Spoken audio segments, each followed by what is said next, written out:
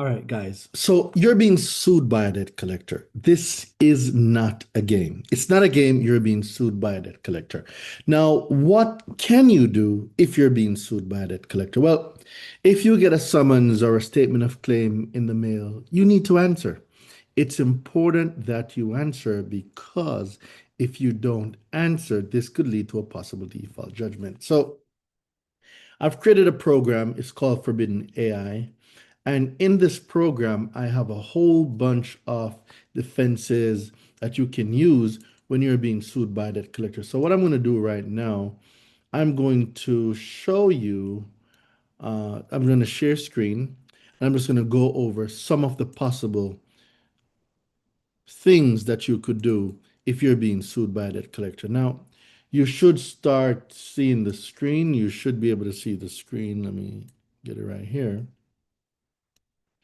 All right, so let's talk about how to use these as legal defenses when you're being sued, right? So each section includes defense strategy, statute, case law, examples in court, suggested objection, or motion phase. So let's say that collector unauthorizedly pull your credit. You could use number one, unauthorized inquiry defense.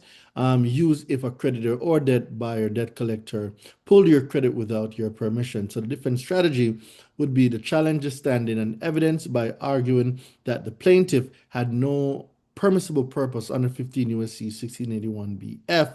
And the case law that we're going to use is a Norman versus TransUnion, Sterling versus Bloomberg, and we're going to build our entire case on this. So let's say that you're in court. So it could be something like, Your Honor, the plaintiff has not submitted any evidence of a permissible purpose under 15 U.S.C. 1681B.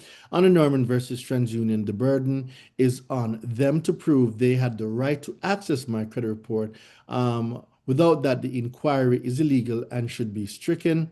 And you can talk about objection, lack of permissible purpose, move to strike any evidence obtained via unauthorized inquiry, and there's much more you can do.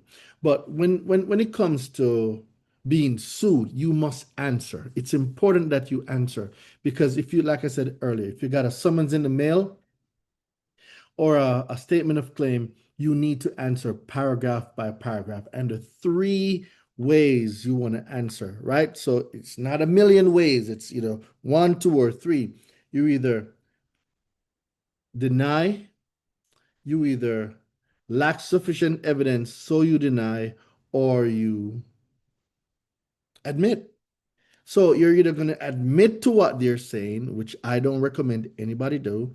You don't admit, I'm going to deny everything and I lack sufficient information. Therefore, I deny because they're saying that, oh, we're LVNV funding and we own this debt. You don't know that LVNV funding owned this debt. How do you know that? Oh, they sent me a statement and a picture in the mail. Okay, what does that mean? That means absolutely nothing. Don't admit to anything. So they're going to say, oh, you're the owner of the account, but the only digits you see in a 17-digit account number is only the last four digits. How do you know that all the rest of the numbers belong to you?